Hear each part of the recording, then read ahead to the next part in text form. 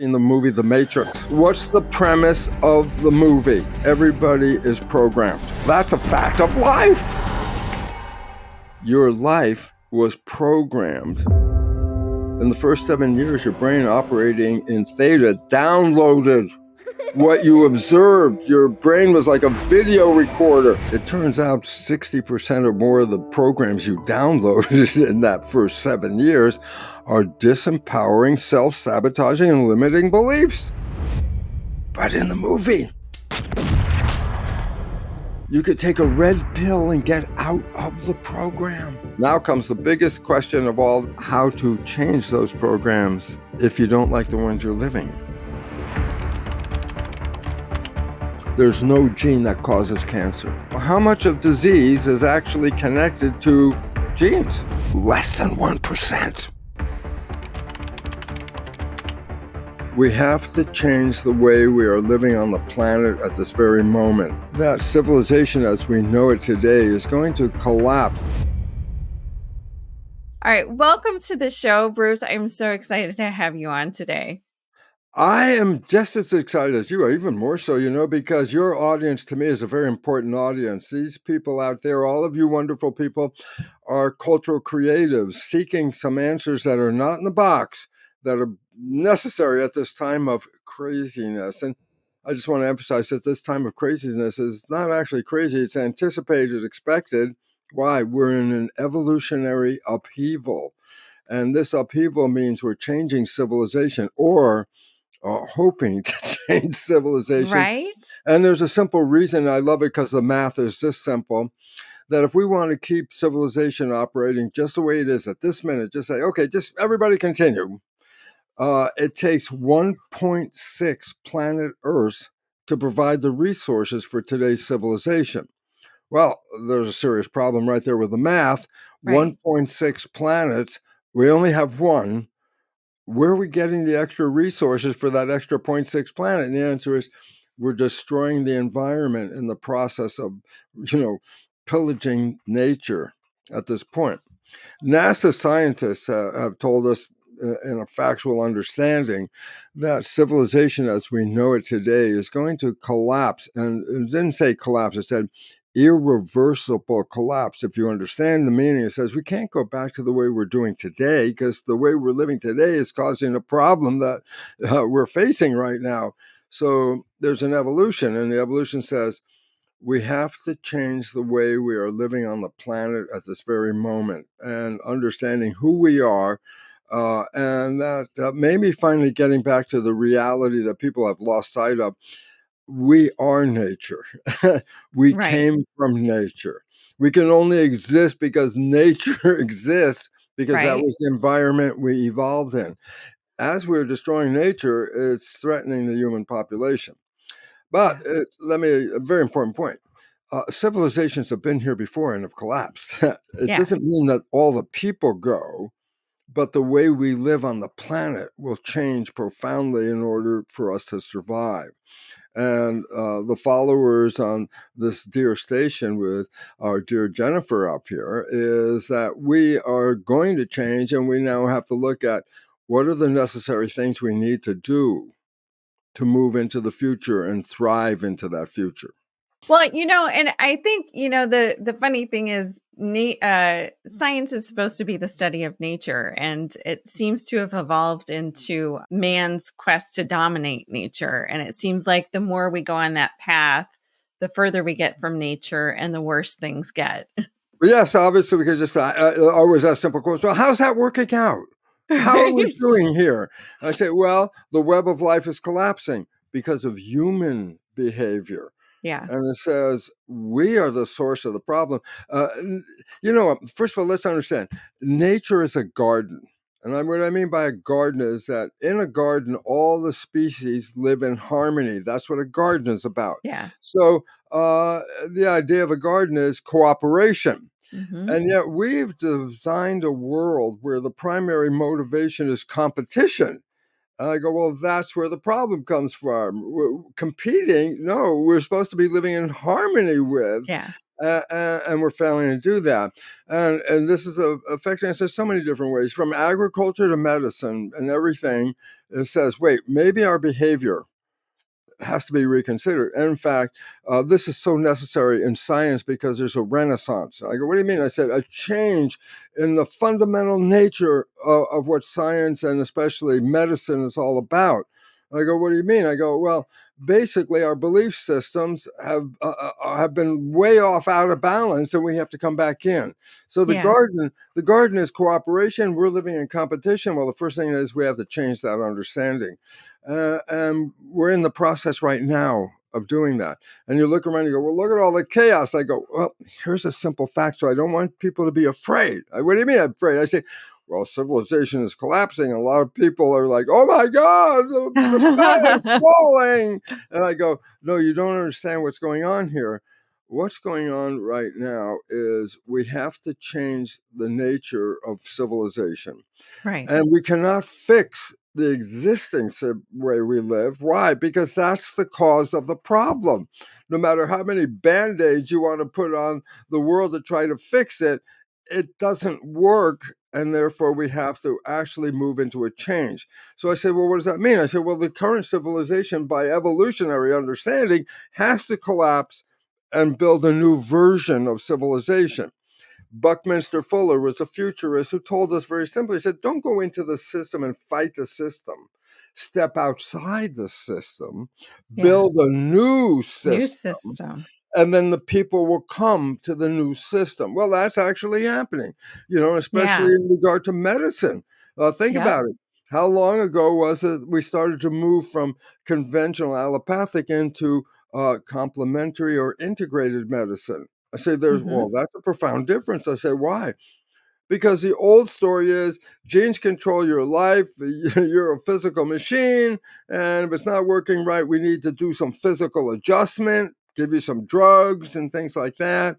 And basically, now we're turning, wait a minute.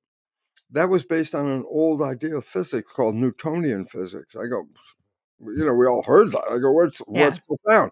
Newtonian physics, the universe is divided into two separate realms, matter and energy, and Hmm. they don't interact with each other. So Right. what is made out of matter is affected by matter. What is ever made out of energy is affected by energy. I say, so what? And I say, well, when we look at a human body, it's matter. I say, Right. so what does that mean? Conventional understanding, the only way you can repair matter was other matter. And Right. I go, well, what's the other matter? I go, the pharmaceutical company. I go, Right. they make physical drugs for your physical body. I Right. go, that was cool, except that whole understanding of physics is completely wrong. I go, what do you mean? Because matter is an illusion. Oh, Hmm. now that's Lipton's crazy. I'm sitting here in my own place, sitting on a chair, looking at a screen. I live in a room, and what do you mean it's not matter? I can see it all. I'm matter. Right. I go, that's an illusion. I Right. love it. Einstein's quote is reality is merely an illusion, albeit a persistent one. Right. And the point about that is what? And I say, what's the difference between the physics that we were just talking, Newtonian, and the new physics, quantum? And I said, well, I'll tell you what the difference is.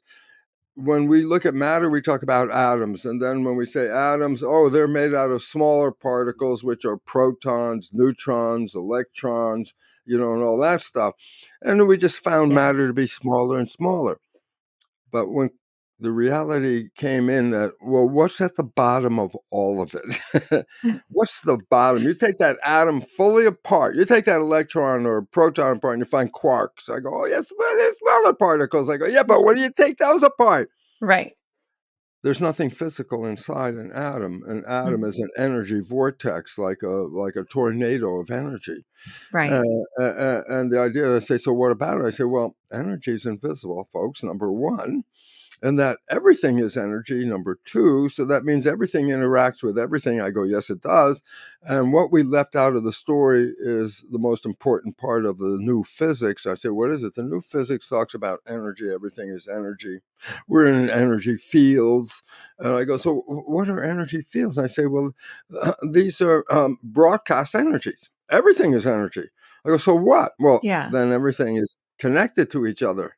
In other words, the body is energy and it's affected by energy. I Right. go, oh, energy? What's energy? That's invisible forces.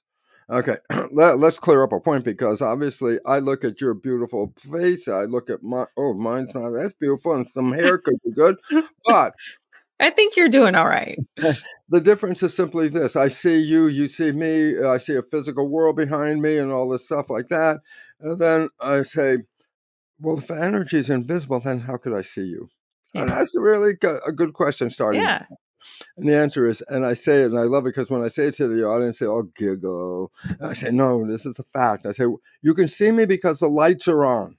Yeah. Oh, no, you don't get it. I'll tell you why you don't get it. Light are photons of energy. And so you're being bombarded with a photon array of sunlight or interior light. Your light photons are hitting you. And I go, but you're an energy body. I go, yeah, so what? And I say, photons are deflected back. When Mhm. they hit your body, they're reflected back. So when you're looking at me or the beautiful woman I'm next to over here, recognize this: without light, you can't see us. Yeah. With light, you see us not because you see us, but because the veneer of photons, boom, hitting me, are Mhm. being pushed back to you, and you see a layer of photons. I say, what's under that layer of photons? They say, well, that's invisible energy, matter, body. A body is invisible. I go, oh, come on. I go, hey, wait, you know what happened with the new physics? We had new scan systems. Yeah. CAT scans, MRI scans, positron scans. I go, so what? I said, well, they visualize the body. And you can actually look right through the body and see stuff. And I go, well, let's start with a premise that we have to understand. These devices do not see light. They only read energy, but Mhm. energy is invisible. Yeah, but an energy scan can be visualized by translating it back into light again. So when Mhm. you see a scan of a human body with a CAT scan, oh, yeah, there's the lungs, the liver, the bones, the muscles, blah, blah, blah. You're not looking at anything physical. The scan doesn't see physical, it only sees energy. Right. So, this is what you really look like. You're an energy field which is invisible, but the photons of light actually illuminate that energy field by reflecting back. Okay, so we have to understand that. And I go, so why is this important? Well, what do we talk about energy? Well, there's two kinds of energy: waves that just go on and on and on, like the broadcast waves. Okay, but there's some energies that spin like a tornado. And I say, oh, there's two different versions: waves or spinning. Well, the Yep. spinning ones, like a tornado, actually have a force to them that you can feel. I said, what do you mean? Well, look, a tornado, you see it because it's got all the dirt and dust and that column of dirt and dust that's going through space. I go, the tornado is not the dirt and dust. The tornado Yeah. is the force invisible. Right. If you filter out the dirt and dust of a tornado, it's invisible. I Mhm. go, but it might be invisible, but try and drive your car through a tornado. And the answer is there's no way that's going to happen because the tornado force is so great it will lift up your car and throw it away. I go, Right. so wait, there's a force. Yeah, you try and push on the tornado, it pushes back. I go, Right. you push on an atom, it pushes back. Yeah. So I say, well, how can I be sitting in a chair right here when the chair is made out of energy and I'm made out of energy? Why don't I just fall through? And Uh-huh. the answer is this: the atoms that make up a chair, all atoms, nano tornadoes, but you collectively take all the atoms making up the chair, and there's a force Mhm. strong enough that when you sit on that chair, the force of the atoms, the little tornadoes, the Uh-huh. force of them holds you up. If you touch something and you feel physical, it's only because whatever you were just touching was made out of atoms, and Yep. atoms are energy fields, vortexes. So when you push on the wall, it feels very solid. And I said, yeah, but if you take it apart, they're atoms, and if you take those apart, they're only energy. Yeah. So let me give a quote. And this is one, if you get this quote, this is so fundamental to everything in our world. And it comes from Albert Einstein. So I'm going to quote the good guy here. Yeah. And the quote is: the field is the sole governing agency of the particle. I go, the field, oh, the invisible energy, Uh-huh. okay, is the sole governing agency of the particle. What's the particle? Another form of energy. It's a different energy, okay? So Hmm. the invisible fields are shaping what we see as the visible field, Yeah. okay? And you go, okay, I'll give you an example. I use it in my lecture. If you take a piece of iron and you file it down, you get a pile of iron dust. Iron filings, they're called. You put those iron filings in a salt shaker. You sprinkle them on a piece of paper and you get a pile of iron filings, just random pile. Every time you do it, random pile. But if you put a magnet underneath that paper Mm. and then you sprinkle the iron filings, it's not random anymore.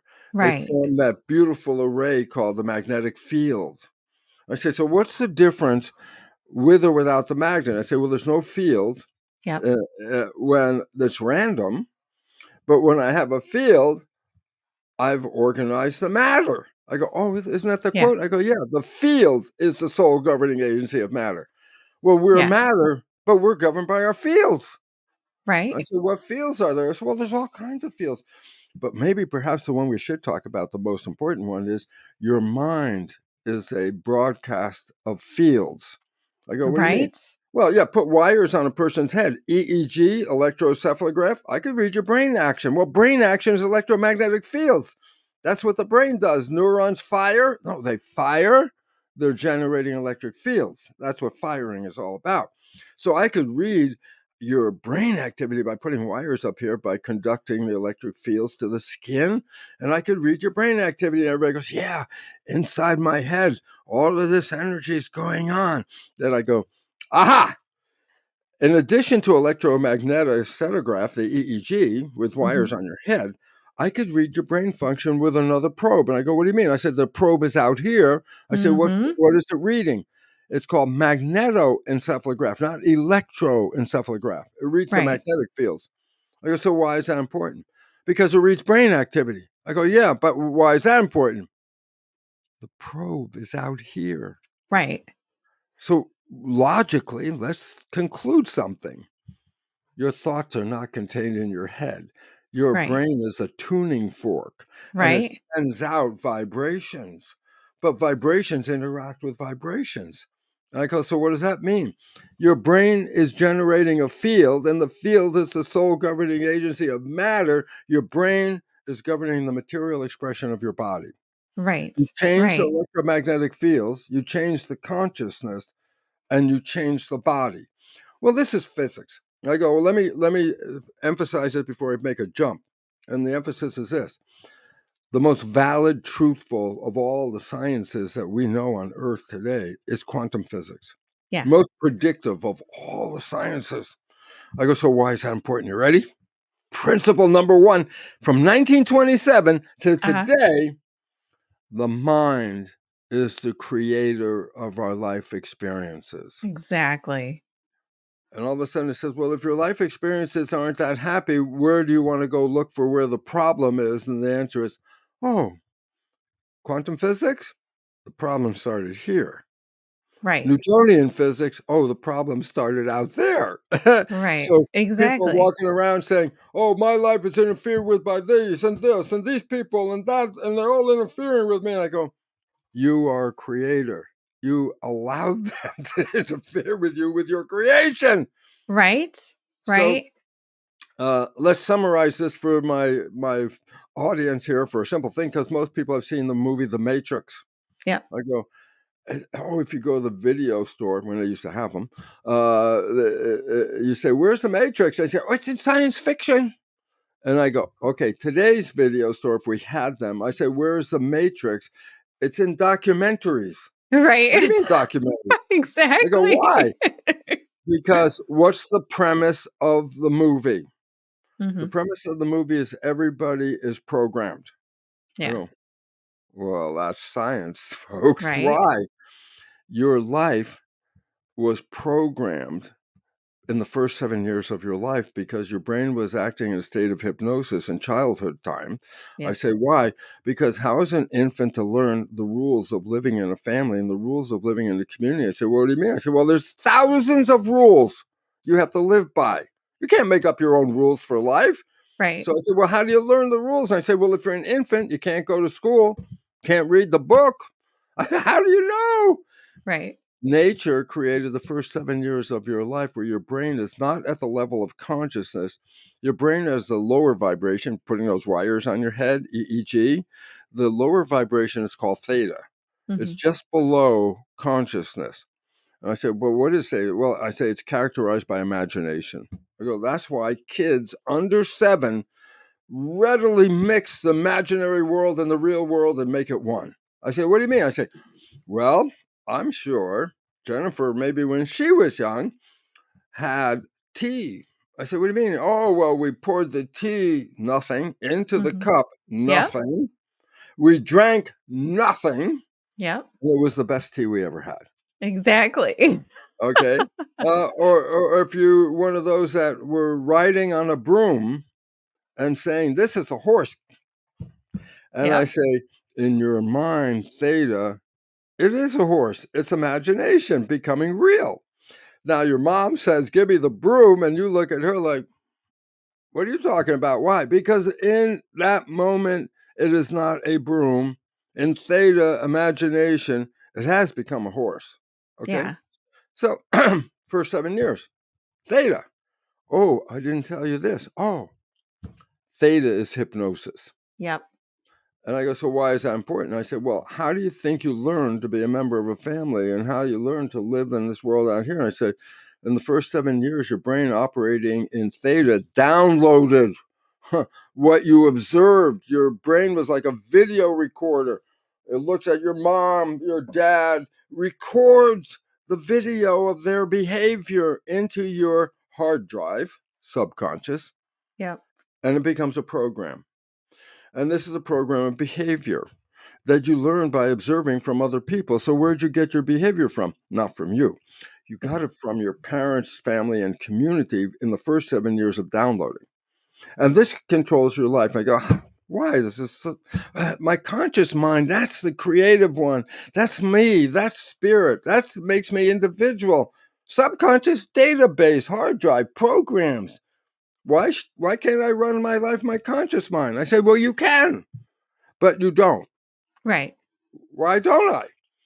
Science has recognized that the conscious mind, of course, does two different things.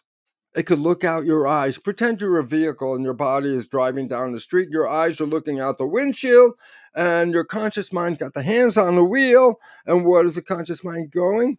To wherever you want it to go, wishes and desires. And Right. oh, that's great. But then part two, conscious mind's other function, thinking. Okay. Hey, Virginia, today is Tuesday. You want to tell me what you're doing on Thursday? Now, I don't believe she has that written right in front of her right now, but Jennifer, you could probably tell me what you're going to do on Thursday after what? Thinking about it.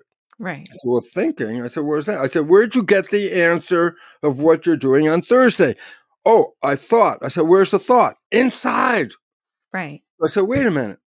If I'm driving the vehicle and I start thinking, then I'm not looking out the window because now my consciousness is looking for what am I doing on Thursday? Right. You go, well, you actually do this. And if you've been driving the car for a while, not a beginner, guess what? When you start thinking, are you looking out the windshield of your vehicle, the real vehicle, the driving vehicle? I Mhm. say, no, when you're thinking, you're still looking inside. I go, then who's driving the car? I go, Mhm. driving the car is a program.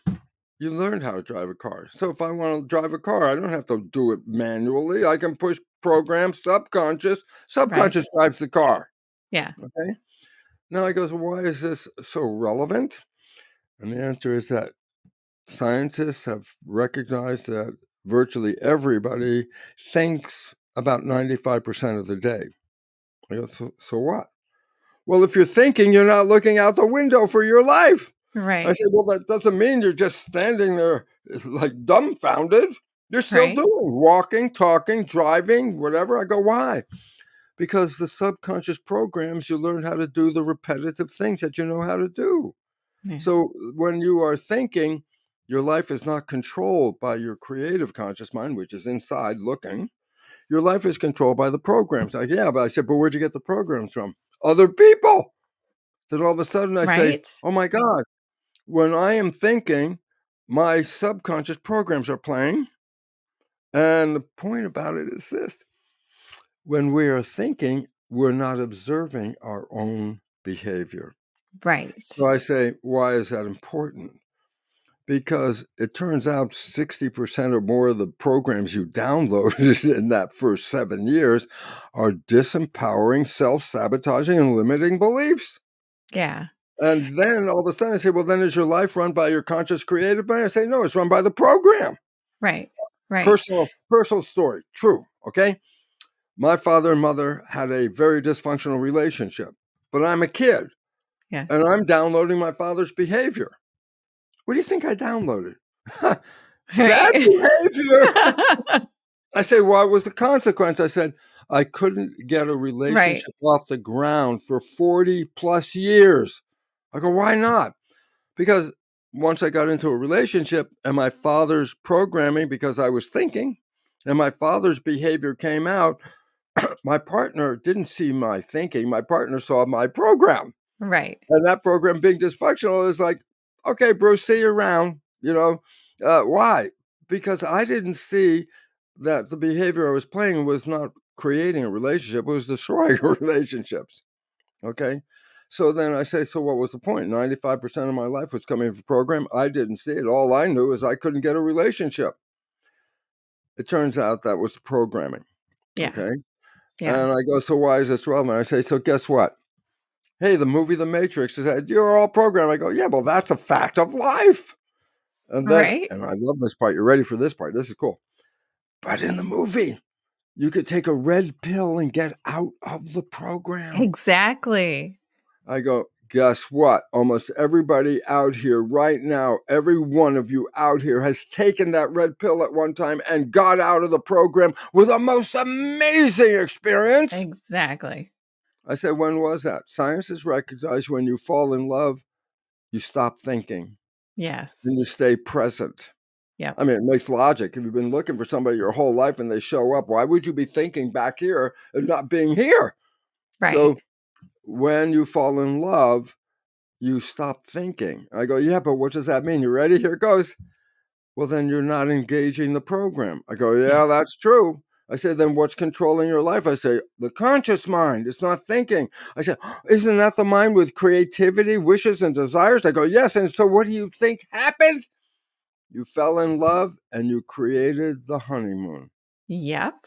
And what And was I the will say, honeymoon? so most people know that are most familiar, I think, with your book, The Biology of Belief, which is amazing. But The Honeymoon Effect was actually the first book of yours that I read, and my marriage was troubled at that point in time, and my mom introduced me to it, and it was just like this light bulb moment of understanding how our relationships with other people impact our own physical health, even. Yes. And what like an eye opener that was. Can you tell us, like, what are the dynamics of the energy and chemistry of love and fear that are really playing out on the world landscape right now? Hey friends, you've likely heard me talk about hydrogen water before. I use the Lord's Hydrofix hydrogen pitcher at home, and I have added the LumiVitae cell-powered water bottle to my repertoire when I'm on the go. Molecular hydrogen has some remarkable regenerative powers and has been demonstrated to encourage the production of our body's own natural antioxidants and modulate inflammatory responses. Hydrogen is a selective antioxidant that has been shown to reduce oxidative stress and inflammation. Hydrogen water has been proven to improve mental clarity, prevent cognitive illness, reduce oxidative stress and inflammation, boost mental focus and clarity, and help with mental illnesses. By neutralizing harmful free radicals and oxidative stress, which is the leading cause of disease, hydrogen water has been proven to help with regulating heart disease, diabetes, reducing wrinkles and skin issues, and speeding up wound healing. As with all things in holistic health, when you support how the body naturally and optimally functions, the body can rebalance from almost anything. With over 2,000 scientific studies supporting its benefits, molecular hydrogen emerges as a potential game changer in the management of over 100 different diseases. hydrogen is indeed a miracle molecule. Redefine your hydration and your well-being with hydrogen water. Head over to the Jen's Favorite Things tab at jenmayo.com and grab your cell-powered LumiVitae hydrogen water bottle or your medical-grade Lord's Hydrofix to start feeling the benefits of molecular hydrogen today. Stop irrigating your body and start hydrating with the power of the anti-inflammatory miracle molecule hydrogen. Yeah, well, let's talk about this based on some research I did 50 years ago, and I was cloning stem cells. So very quickly, a stem cell, it's another name for embryonic cell. Yeah. The moment before you were born, if I did a histological look at some cells, and I said, "Oh, that's an embryo cell." If I waited a minute after you were born, did the same thing and looked at the same cell, I say, "Oh, that's a stem cell." So Uh-huh. basically, I say, "Why?" Because your body is made out of 50 trillion cells. You say, "Oh, I'm a single entity. I am Bruce." I go, "Yeah, but Bruce is a community of 50 trillion cells." And I say, "The Yeah. cells are the living entity. Bruce, by definition, is a community of living cells." Yeah. I go, "So what?" So I say, "Well, guess what? While we've been talking, every second we lost up to 3 million cells." I go, "What?" "Yeah, 3 million cells die about every second, 1 to 3 million." I go, "So what's the point?" And I say, "How long can you live if you keep losing 3 million cells every second?" Mm-hmm. I go, "Well, you would die." I go, Right. "That would be true, but you're still here." I say, "Well, how come?" I said, "Because every time you lose a cell, a stem cell replaces the dead cell. Yeah. So you stay at the same level. I'm losing 3 million, I'm making 3 million.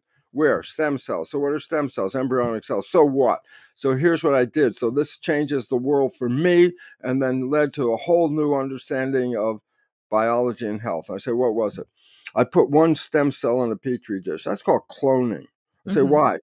Because that cell divides every 10 to 12 hours. So I got one cell, and then 10, 12 hours later, two cells, 10 to 12 hours later, four cells, and Yeah. it doubles and it doubles. At the end of the week, my culture dish started with one cell, but now has 30,000 cells in it. I go, "So what's unique?" I say, "Well, they all came from one parent." Right. "Oh, I have 30,000 genetically identical cells." Mm-hmm. Okay.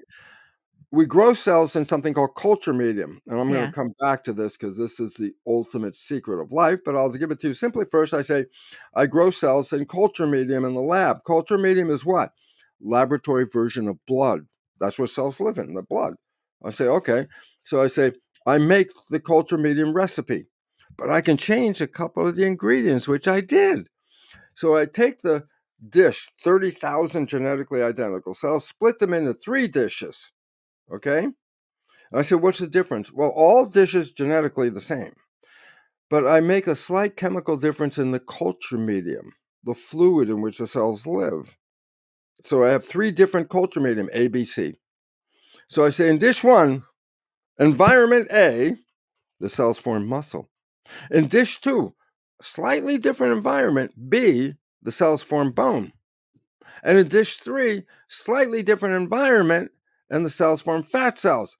Well, I was teaching medical students genes control life. And then in the lab, what did the cells just show me? Think of what it just said. The fate of the cell was not determined by the genes. They all had the same genes. Yeah. It was determined by the environment that was selecting the gene activity. I go, then genes didn't control. I say, no, that's a false belief we've carried for 50 years. Somebody once said, genes turn on and turn off. Right. I go, what is a gene? It's a blueprint Yep. to make a protein. We have 100,000 proteins, and we need blueprints to replace them because proteins break down. They're what give you your biology, the proteins. So you have to replace the proteins. Well, you need a blueprint. That's called a gene. Yeah. I go, it's a blueprint. So why is that? Why am I emphasizing? Go into an architect's office and she's working on a blueprint. You ask her, "Hey, is your blueprint on or off?" And she would look at you like, "Hey, man, what are you crazy? It's a blueprint. There's no on and off to a blueprint." Oh, Right. genes do not turn on and off. Mm-hmm. genes are read or not read, Mhm. who's the reader? I go, not the genes, the mind. Yeah. The mind sends chemistry to the cells in the blood. Oh, here it comes. My research was cells in a plastic dish with culture medium. You are a skin covered petri dish. Yeah. You got 50 trillion cells under your skin, and they have the original culture medium, blood. And I go, does it make a difference if the cell's in the plastic dish or the skin dish? I go, nope. It's still controlled by the The environment. environment. In the case of the body, it's the blood. So I say, so the chemistry of the blood was the chemistry of the culture medium. I go, yeah. Now comes an interesting fact. The brain's the chemist. Yeah, it determines what chemistry is going to be in the body and which genes are going to be activated. I Yeah. go, now comes the biggest question of all that blows everything out of the water. So, what chemistry should the brain put into the blood? And it turns out, you ready? Yeah. Whatever picture you hold in your mind, Mhm. the brain's job is to translate that picture into complementary chemistry that matches the picture. Yeah. So if I have a picture of love, I release great chemistry, dopamine, pleasure. That's why we love to be in love, pleasure, Right. oxytocin, bonding to your lover, growth hormone. Oh, what does that do? It says what it does. It Yeah. enhances our growth. So Right. I say a picture of love gives you pleasure and vitality. When people fall in love, they glow. Oh, look how in love they are. See how healthy they are. I go, that's not an accident. That's chemistry. Right. I go, so what? What? I say, well, wait. What if I have a picture of fear? I go, you don't release love chemistry. In fear, you release stress chemistry. Right. Stress chemistry like cortisol or factors that inhibit your immune system. I go, why? Because that takes a different response than love. Yeah. And therefore, you change the function of the body by which chemistry you just released into the body. In love, I'm in growth. In fear, I'm in protection. I say that you can't be in both at the same time. Why? Yeah. Growth is open, assimilate. You want food? Eat it. You want love? Take it in. Protection is not open. Protection is close it off, wall it off, keep me away. Right. I say, well, if growth is open and protection is closed, you can't be in growth and protection at the same time. Right. And how has that dynamic of either being in growth or protection or love or fear, how has that played out, do you think, especially in recent Well, years in let's terms let's of give a very people's simple health? thing. Yeah, Yeah. well, let's give a very simple thing. There's something called the biological imperative. Yeah. And people go, what the hell is that? Oh, it's the drive to survive. Yeah.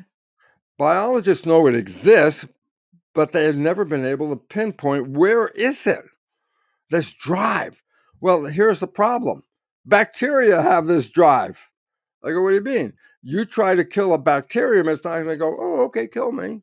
No, the bacterium is going to do everything to try and stay alive. Right? What drives that? The biological imperative. We now know it's an energy field that does that, but let's just go back and recognize, just say what it is. Mm. We are driven to survive. If we are threatened, the mechanism of the body is to engage protection unconsciously. It has nothing to do with you. Let's engage some protection. No, you're in fear. It's going to engage protection. Okay. So I go, so why is it doing it? I said, well, the chemistry of the body puts you into protection. I go, so what does that mean? It shuts off growth and it shuts off the immune system. I go, well, that's protection to wall off things, but why should it shut off the immune system? I go, well, let me give you the whole story right here very quickly if I can. And that is simply this. In a resting state where we are now very happy, and I can see Jennifer's dreaming in a restful state right now. I go, this is really cool because in that state, the body is being encouraged to take care of itself and replenish the resources, repair damage. I say, what part of my body is taking care of my health and my vitality? I say, the gut. Why? This is where the organs are. We're Mhm. bringing nutrition in, take out waste product, fix everything here. So, okay, here's the little secrets. It's very important. Every bodily function takes energy. Yeah. I said, where do you get the energy from? I said, the blood carries the energy. All the building blocks, the energy, it's oxygen, food, it's all in the blood. Uh-huh. So I say, wherever the blood is, then those organs are being given energy to do their job. So here's the story. Right now, in a resting state, where do you think your blood is? It's in your gut. All the organs here. And I say, yeah, that's maintaining all my functions. Okay, but what happens if the saber-toothed tiger is chasing me? I need to get him protection. I say, yeah, but protection, what organs do I need to protect myself? A pancreas? A gallbladder? No, arms and legs. I need to Right. be able to run, fight or flight. So I say, oh, well, most of the blood is here in the gut. So in the textbook, it says, when stress hormones are released into the body, the blood is preferentially sent to the arms and legs to encourage what? Energy to run. I Yep, go, to okay, survive rather than to thrive, yeah. how'd you get the blood from the gut to the arms and legs? Stress hormones shut the blood vessels in the gut. When they Mhm. squeeze the blood vessels in the gut, the blood is pushed to the arms and legs. Right. Okay? So the moment you're in fear, which is a stress, you can actually feel the blood vessels doing it. Why? It's called queasy. I feel queasy. Or Yeah. I feel butterflies in my stomach. I say, what's that? Fluttering of the blood vessels squeezing like this, okay? Yeah, You can yeah. feel it. And your blood now getting out to your arms and legs. Well, what about your gut? I said, well, it's off duty. Why? It has no energy right now. But the muscles they're ready to go. Run from that saber-toothed tiger. Right? Okay. So I say, so all of a sudden I say, what's the first thing of stress? It shuts down the maintenance of the body Yeah. and pushes the blood to the arms and legs. Number two, you have an immune system. Yeah, that protects me from the threats on the inside. The adrenal system protects me from that damn saber-toothed tiger on the outside. Yeah. Let's put a situation.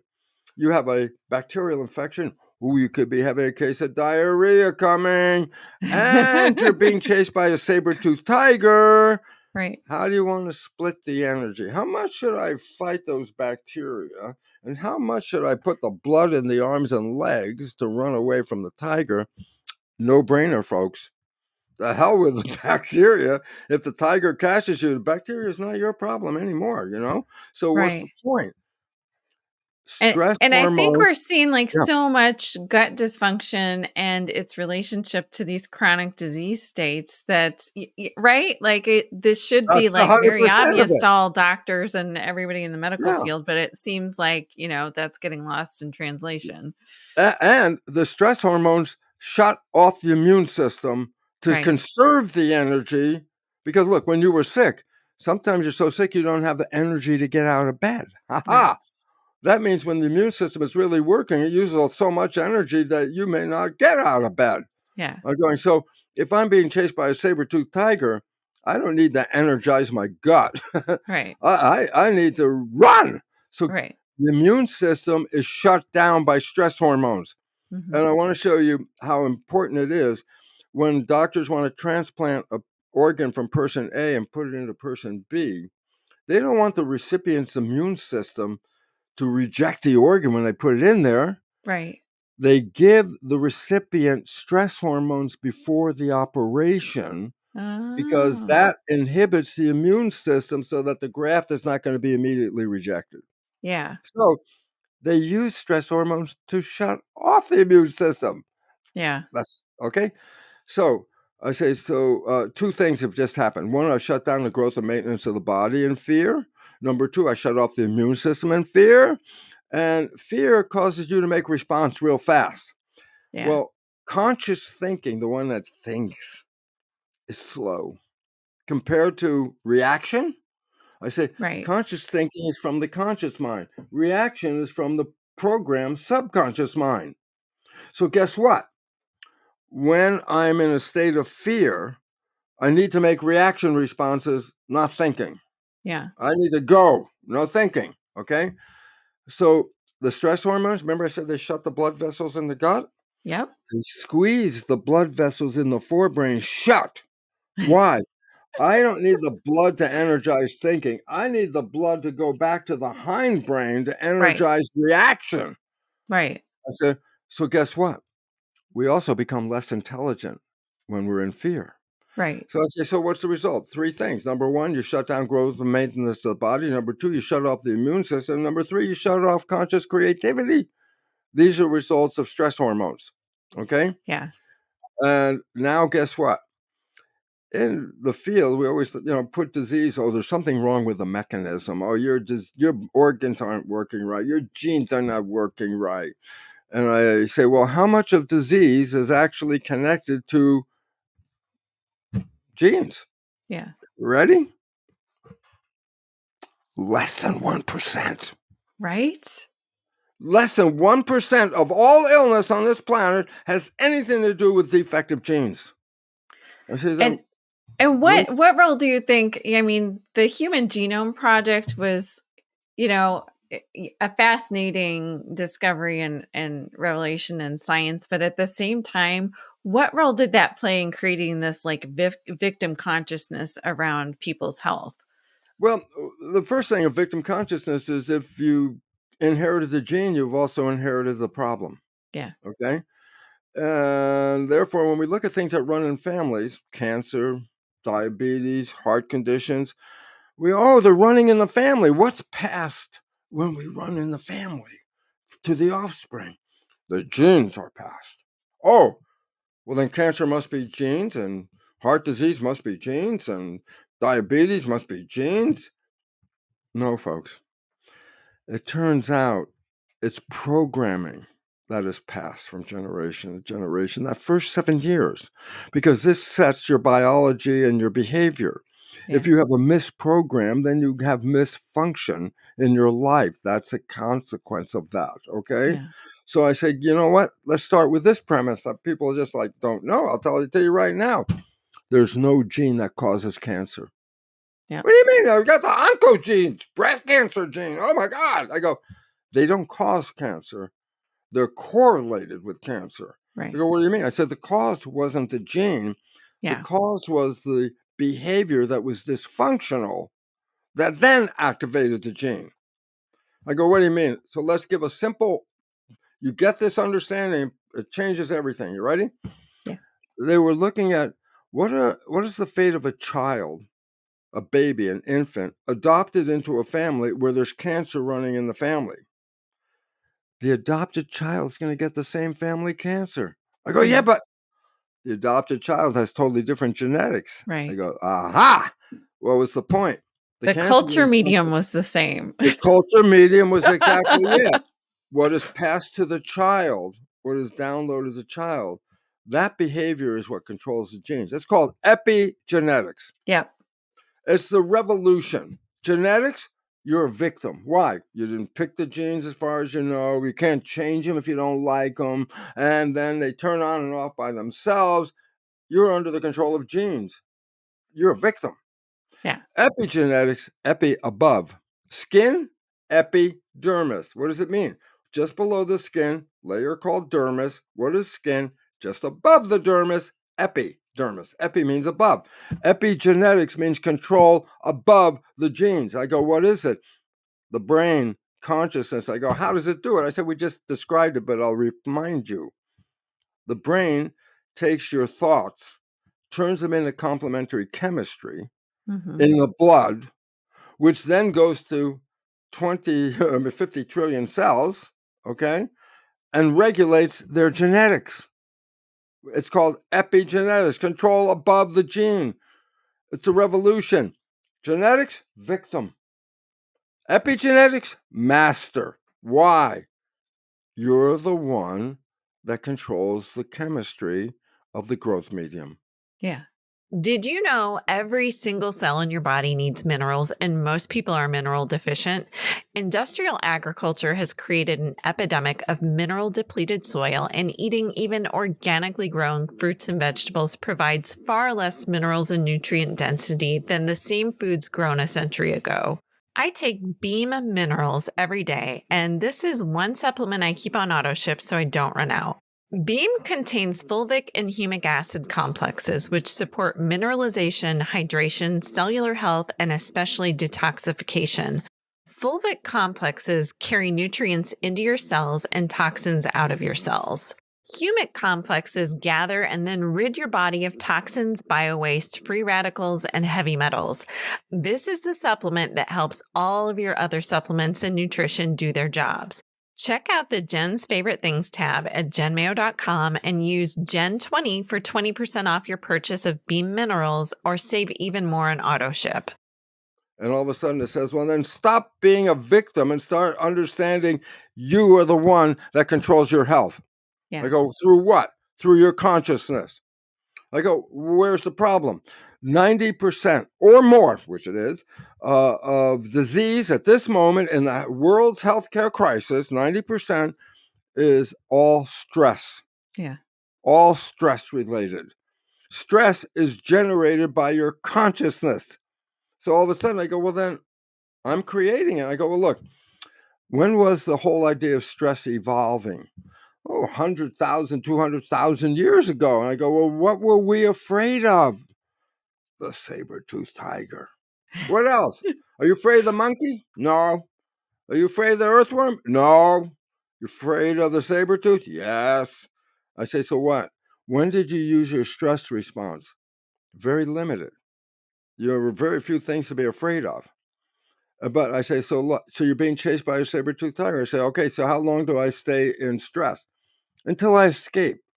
I say, how long will it take? 5 minutes, 10 minutes? If you can run fast enough and get out of the way, then what? Well, if once you avoided the saber-toothed tiger, you're no longer in stress. Oh, so stress was just you for a little period of time and Yeah. then shut off. Today, stress is 24/7, 365. You live in stress every minute. I go, so what's the result? You are flooding yourself with stress hormones, which do what? Shut down your health and vitality. And do Yeah. what? Manifest disease. And all of a sudden it's like, oh my God, I've been programmed to be a victim, but in truth, I am the one that controls the genetic expression of my cells. And Exactly. and epigenetics is profoundly important because it reveals, number one, you can have a mutant gene, but with environmental control, you can cover up that mutation and live normal. Mhm. But the one I need to emphasize, please, the most is this: you can have a healthy gene, and in a stress environment, Yeah. cause it to read as a mutated gene, and that's where cancer comes from. Yeah. There's no gene that causes the cancer. Yeah. It's the experiences of life that activate the cancer. Mhm. So when people talk about breast cancer, it's oh my, when a woman gets that diagnosis with the belief system of genes controlling life, that's what she was programmed with. She says, "Oh my God, I got the cancer gene." I said, "What's the picture? Cancer." I said, "Get that picture out of your mind." Because the function of the mind is to take the picture and turn it into chemistry, which Right. can generate the cancer. And how important do you think, or what impact do you think the role of language has on all of this? Because when we talk about, the war on cancer, or waging a battle in your body, or taking antibiotics or antidepressants, there's so much anti-life verbiage that goes into these disease The war, processes. the war. Yeah. Okay. The idea is let's go back to the environment. I said the environment is a garden. A garden is cooperation. There is no war in the garden until people got in the garden. Right. Then we just started to destroy the garden because what? We were the only ones not in harmony with nature. And we thought Yeah. we can control nature. I always relate that to saying, well, how are we doing with controlling nature? I say we're facing an extinction that we are causing. So maybe we're not doing that good. And it's Yeah. time for us to recognize harmony, not war, is what life is all about. And yet we've turned our life into a series of battles of all different kinds. that life is a struggle. Oh, wait, isn't that Darwin? Yeah. Mhm. Life is a competition for survival and the struggle for life. Right. Competition? No. It's cooperation. Ooh, we were doing the wrong thing. I go, Right. the wrong way. And this is the wake-up call in the evolution that you're experiencing outside in the world right now. The world's in a state of chaos. Why? It's not sustainable. Right. We have to create a new way. And the new way has to conform to the garden because we are the garden. We Right. came into the garden, not from outside, dropped into the garden, Genesis, like, oh, God created the garden. And then he threw some people in there. No. We came from the garden. Right. We didn't come on top of it. So the idea of dominating the garden, that Right. humans can control it. And I say, our efforts are really very interesting because with all the controls we're enacting, we're killing ourselves by destroying the environment. Right. Why? If the environment doesn't exist, we can't exist. Right. And so the wake-up call is, when are you going to start learning to live in harmony with the world rather than telling the world what you want? It's time for us to understand what the world wants of us. Yeah. And every organism that was added to the garden from day one, when you add an organism to the garden, that organism interacts with the garden. It Yeah. takes nutrients out of the garden, puts waste into the garden. I say, so what's the point? I said, well, you can't just have one organism, it won't work. Right. So the idea is, first we only had plants. I go, so what? I say, oh, plants are interesting. They take in carbon dioxide and they release oxygen. Oh, cool. So I go, so why is that important? Well, when there were only plants here, the oxygen levels of the atmosphere got so high, there were spontaneous fires with lightning strikes. Boom! Oxygen, too much oxygen. There was no balance. Mm-hmm. So we went from plants, what did we do? Animals. I go, what was the result? Well, they took the oxygen in and put out the carbon dioxide. The plants took the carbon dioxide and put out the oxygen. Mm-hmm. Balance. We were in balance. And that's what life is all On about. that note, can you tell us what does the periodic table have to teach us about the world we live in as well as love? I love that because I know you read the book called The Honeymoon Effect. It comes down very simply. It simply says this: look at the periodic table of elements, 110 or 16 or some number like that. All of the chemicals in that periodic table interact with each other to make chemistry, molecules, interactions of elements. Okay, except one column on the far right side of the chart. It's called the noble gases.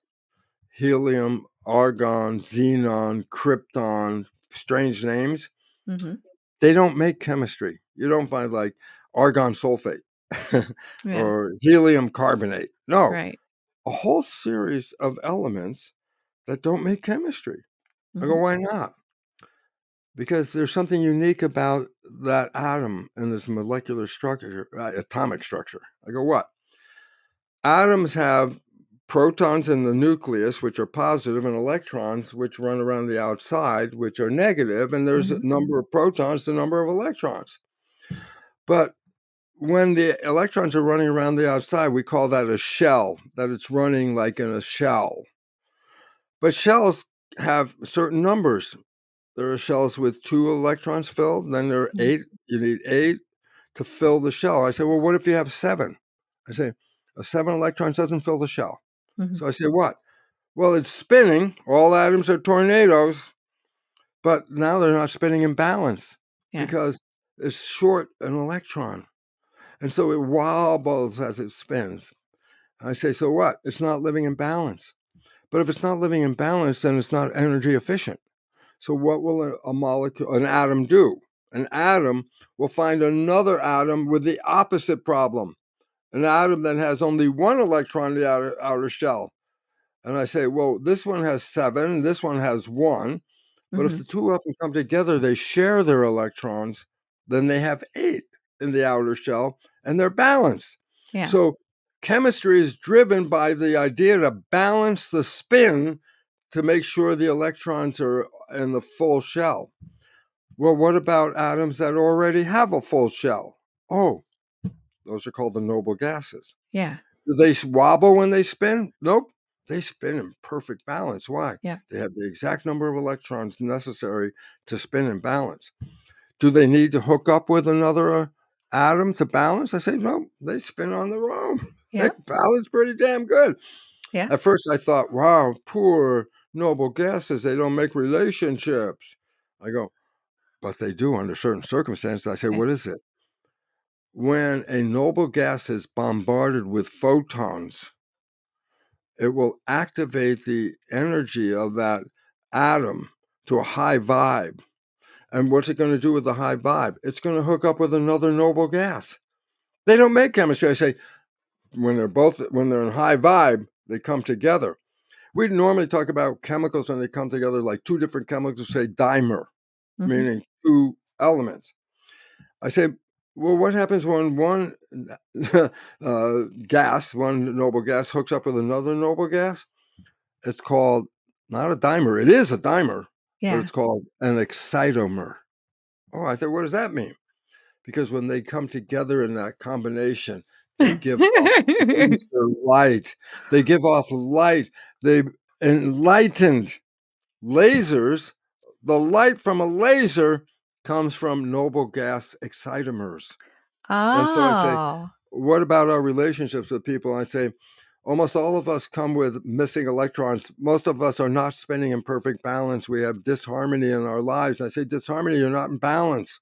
And that's But what if you codependency. do become in balance? Right. Well, then your life is like a noble gas. You don't need anybody. I'm spinning perfectly well. Mm-hmm. But if I get excited or enlightened, I'll hook up with other noble gas. Yeah. And together we'll create the laser light. Yeah. And that's what a relationship, when it's working, a laser light relationship is a relationship that gives off light and energy to Right. others. This is And when you find true love, right. is when you are in balance. And I have to say, are we in balance? And I'm going to give you an answer that's profoundly important when it comes to this. It says, if I do muscle testing, which is a way of reading your subconscious program, and we start with a statement, I love myself, 80 to 90% of all people will not test positive for I love myself. Yeah. I go, so why is that important? I said, well, if you don't love yourself, then you're not spinning in balance. Yeah. And we have to learn to love ourselves. Because when you learn to love yourself, then you're open to receive love from other people. But if you don't love yourself and somebody says, I love you, then you look at them and go, hey, what's wrong with you? I know I'm not lovable. What do you think? I'm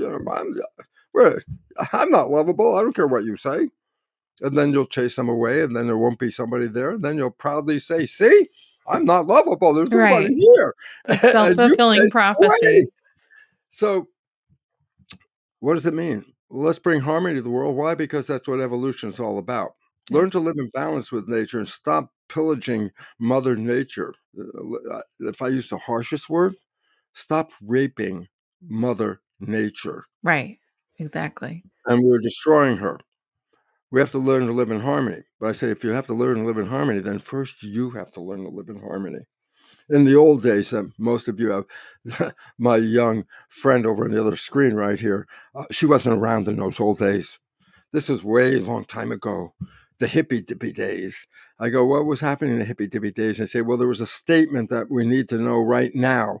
And it says, before you go out and change the world, take care of your own backyard. Yep. And that we need to know just as much today as we did 60 or more years ago. Why? Because if we're not living in harmony and balance, how do you expect the rest of the world to do it? To follow you? No, it's not going to work. Right. You know what? I personally know this. Why? Because when I understood the molecular mechanisms of something called epigenetics and how it works, and I was so excited because it takes us from victim to mastery, and I wanted the people to understand how to master your life. I would go give a lecture, and I would say, this is a molecular mechanism. This is how you create the most fabulous life. And then the audience will look at me and go, you know, Lipton, for a guy who says you know this, your life doesn't look that good. Oh my God. I was talking the talk. I was giving the knowledge. I wasn't walking the walk. I wasn't using it in my own life. What value was my message? None. Why? Well, if it was so good, Lipton, why does your life look so bad? Right. And all of a sudden it's like, ooh, I stopped lecturing. Mm-hmm. And I said, I either going to apply this stuff and it's either going to work or it's not going to work. If it works, I'm going to go back out there and tell them. If it's not going to work, I'll be quiet and just sneak out of here. Yeah. What was the point? It was only in the shortest time that applying the knowledge that I'm talking about to my own life, my life changed. Within days, it was different. And I go, so what? Well, how's my life today? Well, you're looking at Bruce Noble Gas. Yeah. Why? Right. Because once I corrected the imbalances of my programming, all of a sudden I was in balance and harmony. And guess what? I needed to do that before I could find a relationship. That's why it Exactly. took me over 40 years to find Margaret. But guess what? Margaret and I together are noble gases. And together we spin in harmony. Mm-hmm. And in that harmony and giving off light, guess what? We live heaven on earth. That's a Yeah. true story. Oh, Why? I love Because it. we are the creators, but we're creating from balance, not from imbalance. Right. Because creating from imbalance generates imbalance. Yeah. Oh, Yeah. that's where the problem comes from. Exactly. And those are the most amazing relationships when you have two people come together who already complete themselves. That's the way it will work best, Yeah. And then let me explain. Well, how come people have the honeymoon and then 50% of marriages end in divorce? And I'll Yeah. tell you exactly why. Because in the honeymoon, you don't play programs. Yeah.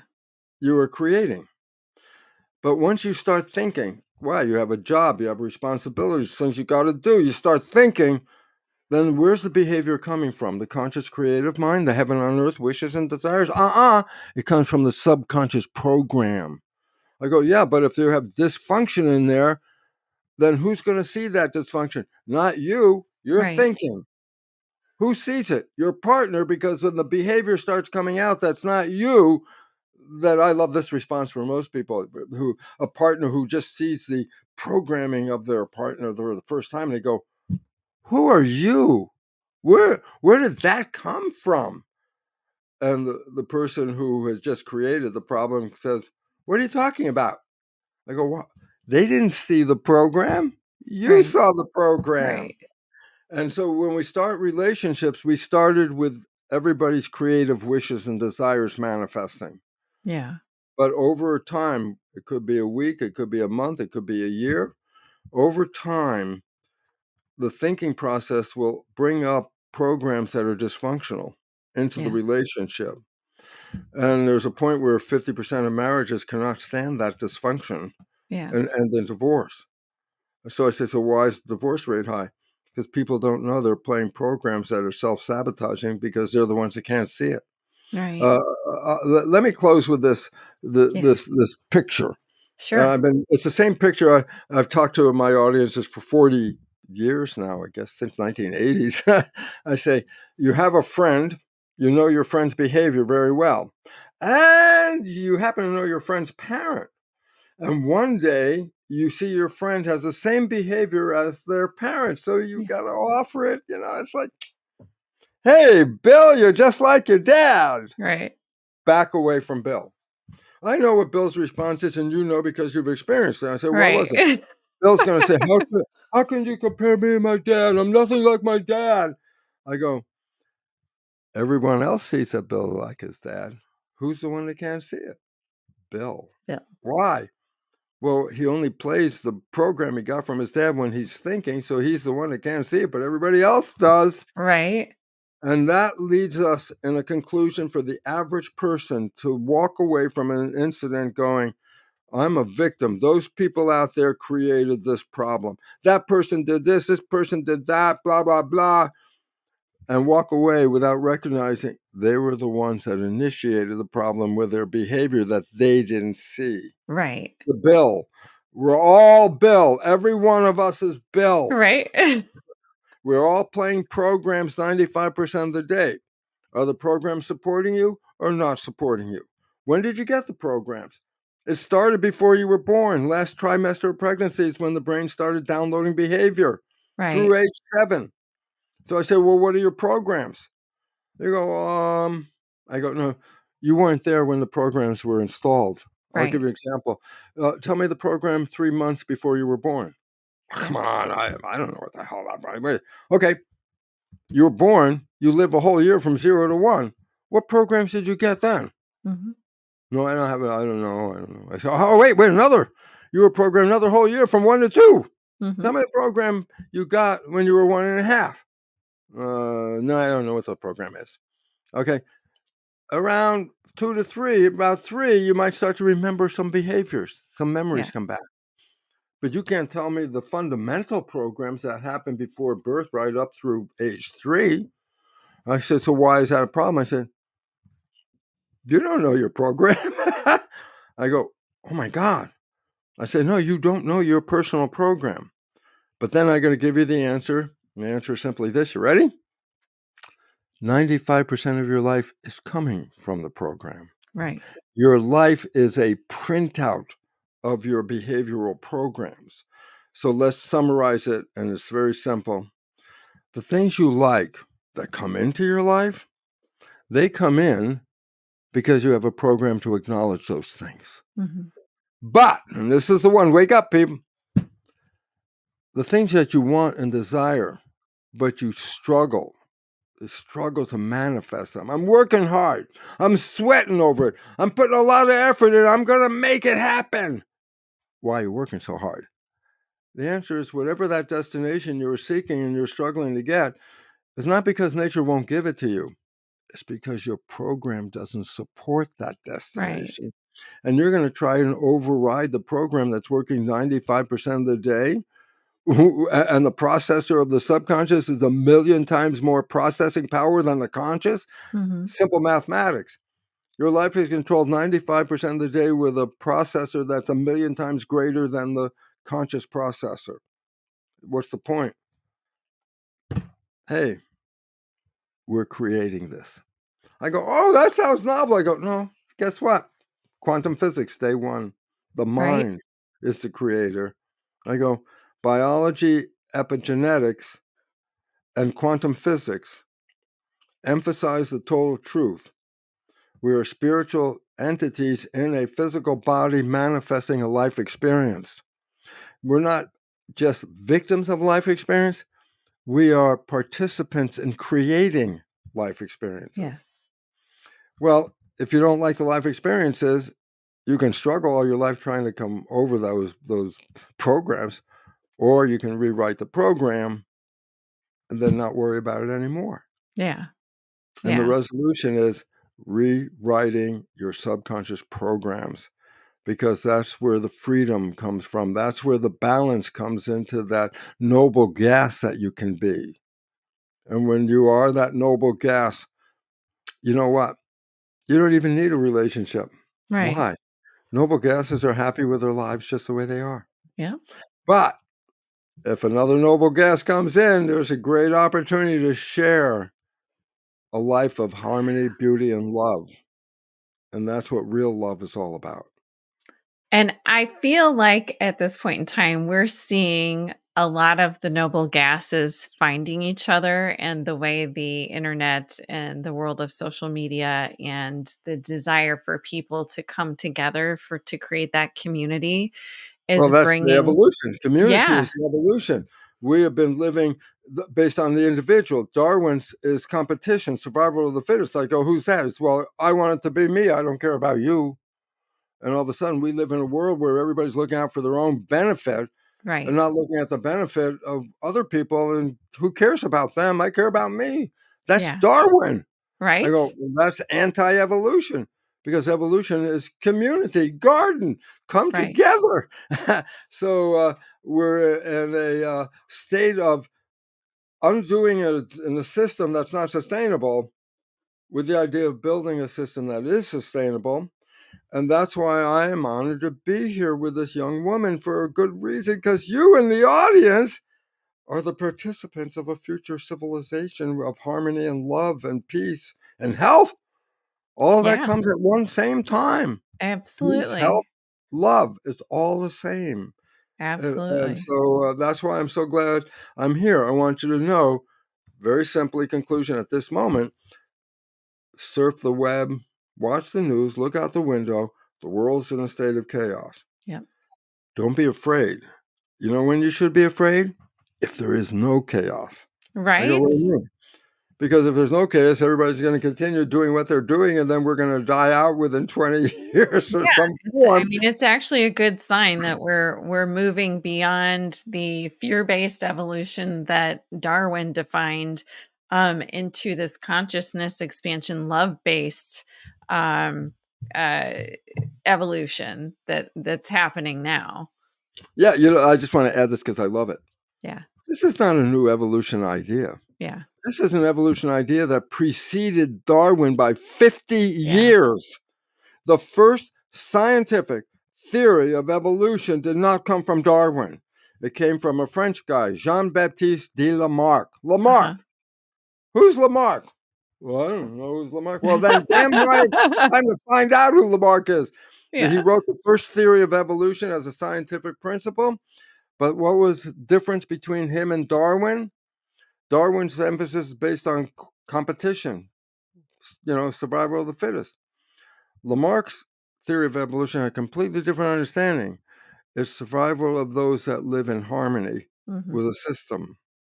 He said, look, animals and plants just don't form anywhere. A polar bear is not in Africa. Right. It's in the Arctic.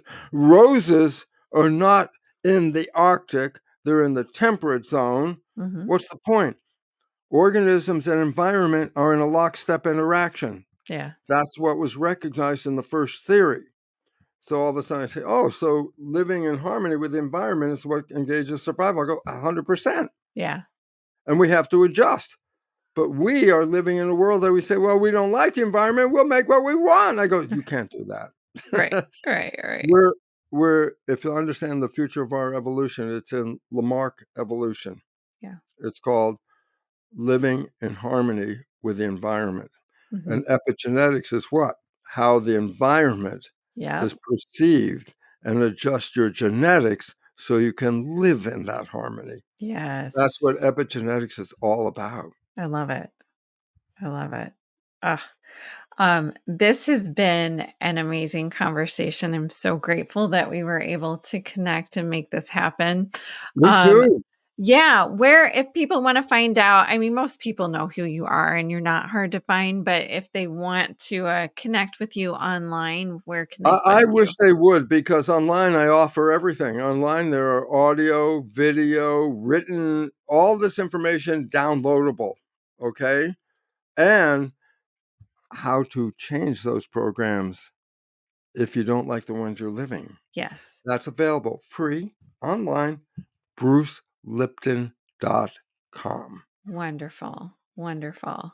Well, Bruce, thank you so much for joining us. This was great. And I think our audience is going to get a lot out of this and help create that community that we were Well, talking that's about why of noble gases that are just going to go out and get excited with other noble gases. that's what the whole idea is. That's why I'm so glad to be here. I like talking with you, but I love talking to this community, Yeah, because I know people in this community are thinking, okay, what are we going to do? Because something's going on. right. And I hope some of the words I said could help make a pathway for you to not survive, but thrive into the Right. future. Absolutely. Thank you so much. I appreciate it. Thank you. This podcast is for informational and entertainment purposes only. Any statements and views expressed by myself or my guests are not medical advice. The opinions of guests are their own, and the Body Literacy Podcast does not endorse or accept responsibility for statements made by guests. If you have a medical problem, please consult a qualified and competent medical professional. As always, I hope you enjoyed this episode of the Body Literacy Podcast. Be sure to subscribe and sign up for updates over at jenmayo.com.